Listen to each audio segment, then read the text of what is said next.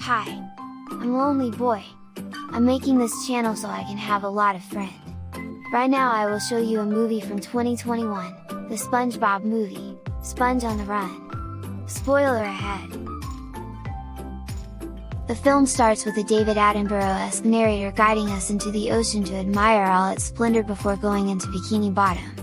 SpongeBob SquarePants wakes up on another beautiful undersea day with his beloved snail Gary. He and Patrick annoy Squidward before SpongeBob spends his day with Gary around town. SpongeBob goes to the Krusty Krab to begin work.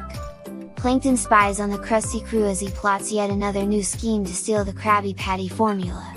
He thinks he needs to target Mr. Krabs, but his computer wife Karen notes that it was always SpongeBob who has disrupted his plans. Meanwhile, Sandy brings Mr. Krabs a new robot she invented called Otto, who is supposed to work with Mr. Krabs for free, but unfortunately, Otto has a mind of his own and tries to displace Mr. Krabs. The cheap crustacean will not have it, so he dumps Otto into the Chum Bucket's dumpster, where Karen decides to adopt Otto. Later that night, Plankton waits until SpongeBob is leaving to sneak into the kitchen to steal an uneaten Krabby Patty. However, SpongeBob re-enters after thinking he forgot his keys, causing Plankton to lose the patty and fall into hot fry oil. This leads him to realize that Karen was right about SpongeBob always being the one to throw a wrench into his plans. In the lost city of Atlantic City, the vain King Poseidon orders his Chancellor to bring him a snail to use its slime to rejuvenate his face, which he fears has a wrinkle.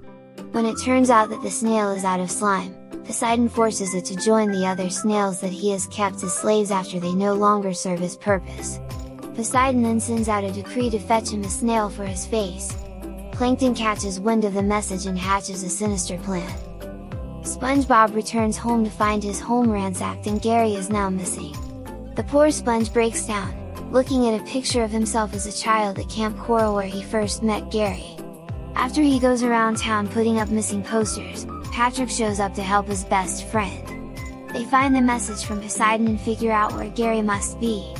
SpongeBob worries that he is not brave enough to face Poseidon to save Gary, but with encouragement from Patrick, the two set off on a new adventure. Plankton then just drives by with Otto to guide them there, since it was his plan all along to send Gary to Poseidon to get SpongeBob out of the way. Otto then takes off with the two to Atlantic City. In SpongeBob's absence, Squidward and Mr. Krabs try to placate hungry customers by trying to have Squidward cook the Krabby Patties himself, only for the grill to explode and have the customers rage out on the two and wreck the Krusty Krab.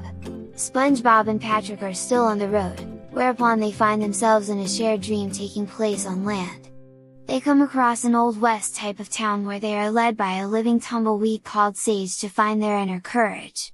He gives the two a challenge coin to help them continue on their journey. They then enter a saloon where a group of cowboy pirate zombies are gathered, unable to have their souls cross over. They suddenly break into a song and dance number led by a man called the Gambler. The leader of the zombies, El Diablo, then shows up, and he is the one keeping the zombies prisoner.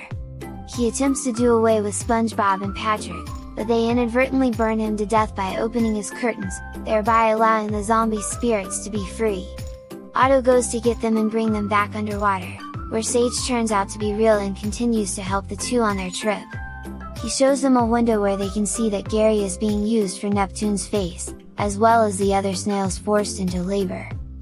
Plankton goes to the Krusty Krab to make Mr. Krabs feel bad about the loss of his business. Krabs is so bummed out without SpongeBob that he willingly gives Plankton the formula, but Plankton feels less triumphant since he can't rub it in Mr. Krabs' face. SpongeBob and Patrick make it to Atlantic City, where Sage warns them not to be drawn in by the city's temptations. The two are confident that this won't be the case, until they see all the snacks and rides and other fun places that cater to them. After they are tapped out, Sage rolls over to chastise them for losing focus and remind them that they are still looking for Gary. Fortunately, they happen to make it to Poseidon's palace and are one step closer to getting Gary back. They hit a snag when they see that they aren't allowed in unless they are performers.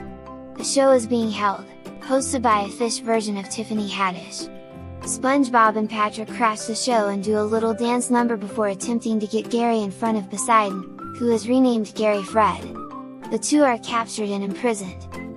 Sandy goes to find Squidward and Mr. Krabs still gloomy at the Krusty Krab without Spongebob. They then see a news report on TV about Spongebob and Patrick getting captured and being prepped for execution, as well as Gary being held captive by Poseidon.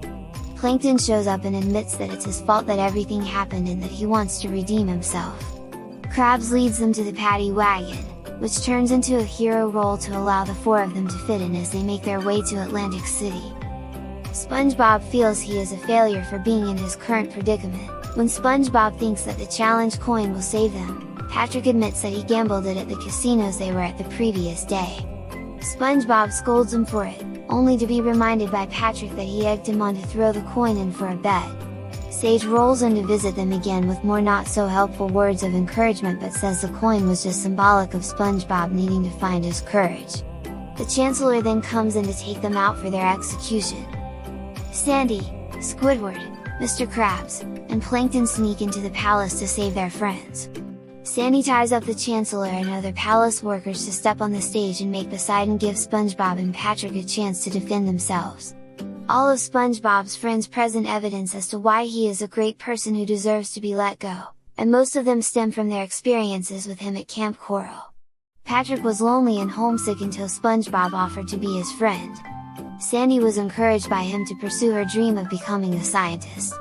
Squidward tells about how he tried out for the talent show with his clarinet and lost to SpongeBob and Patrick, which made him want to quit playing the clarinet altogether until the two gave him their award to make him feel better. This leads Squidward to admit that even though SpongeBob annoys him to no end, he really does love him, and hate him, and sees him as one of his best friends. Mr. Krabs also mentions how it was SpongeBob who inspired him to start his own restaurant. SpongeBob is moved to tears, but Sandy then tells him to get ready as they enact their plan to save Gary. Using the house band as a distraction in an elaborate musical number, the gang grabs Gary and starts making their escape from the palace.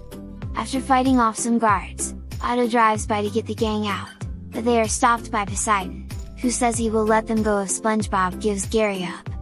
With one more moment of encouragement from Sage, SpongeBob stands up to Poseidon and declares that he will not do it, stating that Gary is his friend and he refuses to give him up.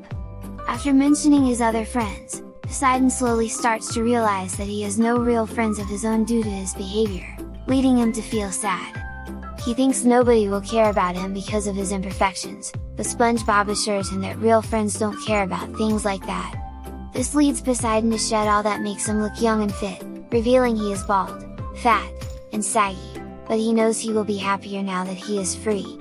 He also agrees to set all the slave snails free.